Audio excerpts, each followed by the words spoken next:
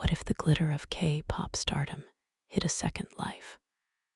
One where the same idols who top charts are secretly fighting demons between concerts.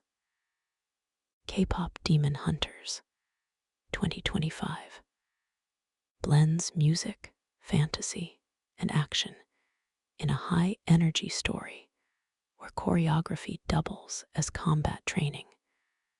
Fan loyalty becomes a weapon, and the stage lights cover up darker battles raging just out of sight. Today, we're recapping the setup, the players, and the themes that fuel this stylish adventure without revealing the late game twists.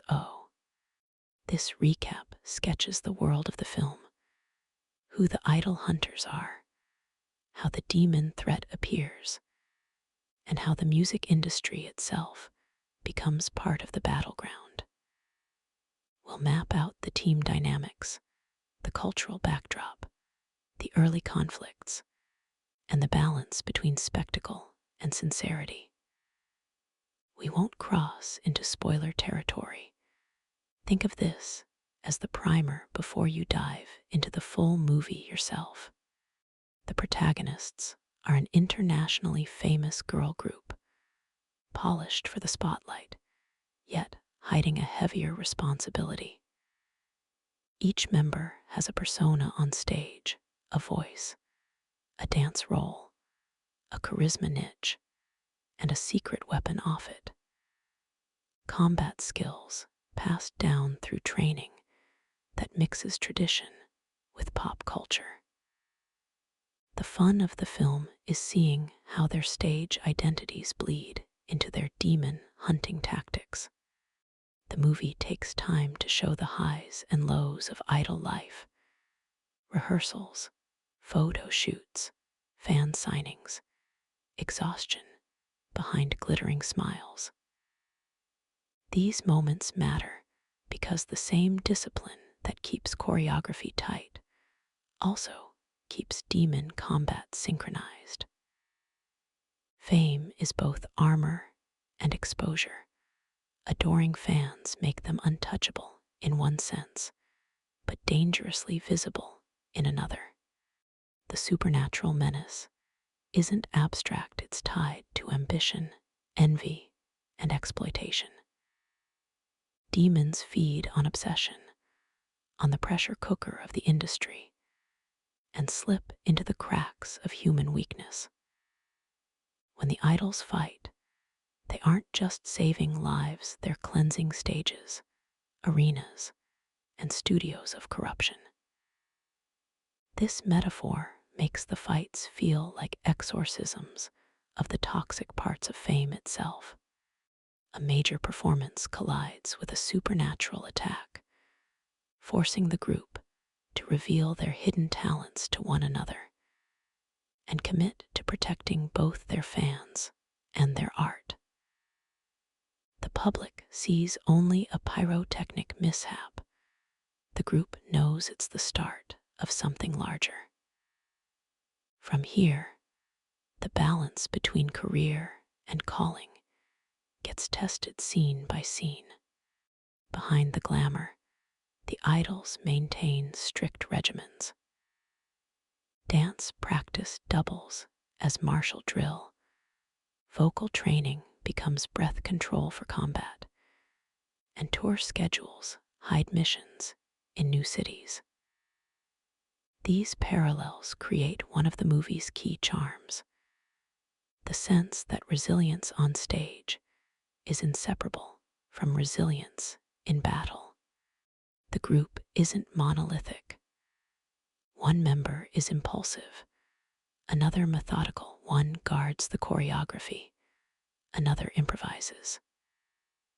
Their friction drives both the drama and the comedy, and their growth as performers parallels their growth as protectors.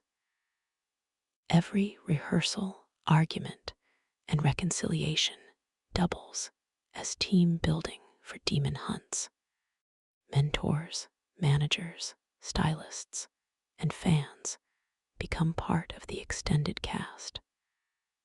Some provide cover stories for the group's absences. Others unintentionally complicate missions. A manager who thinks he's only juggling PR crises is actually helping the group manage cover operations. A die-hard fan's devotion becomes a liability when it attracts demonic attention. Despite the stylized combat, the story never forgets everyday people. Security guards, backup dancers, and fans in the crowd often become collateral stakes.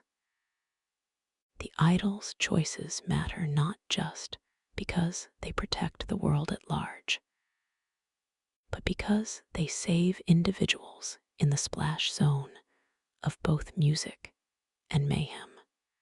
The film leans into K-pop aesthetics, vibrant costumes that double as battle gear, synchronized dance routines that conceal ritual movements, and songs whose lyrics hold coded incantations. Korean mythology and modern pop culture fuse, giving the movie a distinctive identity. This isn't just another monster flick, it's a cultural mashup with its own rhythm. Each mission grows in scale, from backstage exorcisms to full arena confrontations. The movie uses lighting rigs, sound systems, and fan chants as props in the fight, giving set pieces both visual dazzle and narrative heft.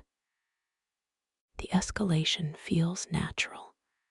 The more famous the group gets, the bigger the targets they paint on themselves. The idols have to manage their public image alongside the secret war. A viral video of a suspicious move gets spun as experimental choreography.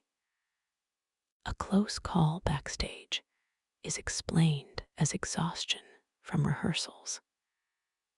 The tension between truth and PR becomes one of the movie's subplots, grounding the fantasy in the realities of celebrity culture. Balancing two lives has costs.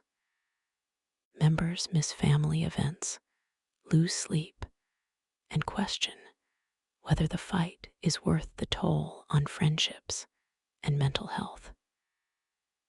These quieter moments give weight to the spectacle, showing that glitter doesn't erase grit. At the midpoint, the group uncovers a link that reframes the threat, not random demons, but something feeding directly off the machinery of fame. It raises the stakes for future encounters and forces the group to think beyond individual missions. We won't spoil the details here, but it sharpens the movie's metaphor. Success itself can summon shadows. The overarching theme is harmony between voices, between teammates, between personal ambition and collective responsibility. Resilience is shown not just in battles, but in surviving the industry, the media, and the pressure to be perfect. The film argues that true strength lies in balancing artistry with authenticity.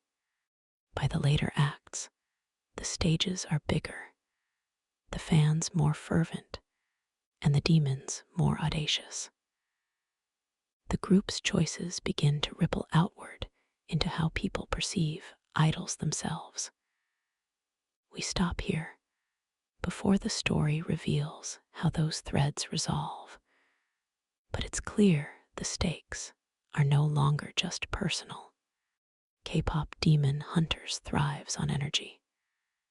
It's colorful without being shallow, fantastical without losing emotional core. The action is choreographed like music videos. The comedy lands without deflating the tension, and the themes resonate with anyone who's ever juggled image and identity. The soundtrack carries as much weight as the fight scenes, ensuring that the film feels as much concert as it does quest. So, what do we have?